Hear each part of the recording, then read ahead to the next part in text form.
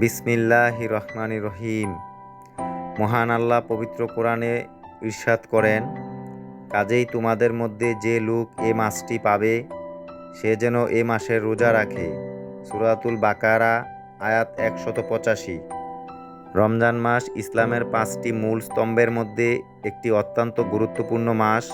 এই মাসে মুসলমানরা রোজা রাখেন, যা তাদের ইবাদত ও আত্মসংযমের প্রমাণ। রমজানের ফজিলত বা গুরুত্ব অনেক, তার মধ্যে কিছু উল্লেখযোগ্য দিক হল: পবিত্র কোরআন নাজিল। রমজান মাসে আল্লাহর পক্ষ থেকে পবিত্র কোরআন নাজিল হয়েছে, তাই এটি কোরআন শিক্ষা ও তিলাওয়াতের জন্য বিশেষ মাস। রোজার উপকারিতা: রোজা শুধু খাবার ও পানীয় থেকে বিরত থাকা নয়, বরং সব ধরনের পাপাচার ও খারাপ কাজ থেকে বিরত থাকার জন্যও। এর মাধ্যমে মানুষের আত্মসংযম ও আত্মশুদ্ধি সাধিত হয়।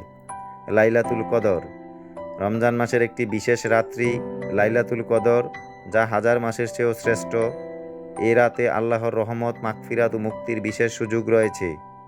মুসলমানদের জন্য বকশিশ ও মাফ: রমজান মাসে আল্লাহ তার বান্দাদের জন্য বিশেষভাবে মাফ করার সুযোগ প্রদান করেন এবং যারা সৎভাবে রোজা পালন করে তাদের দোয়া কবুল হয়।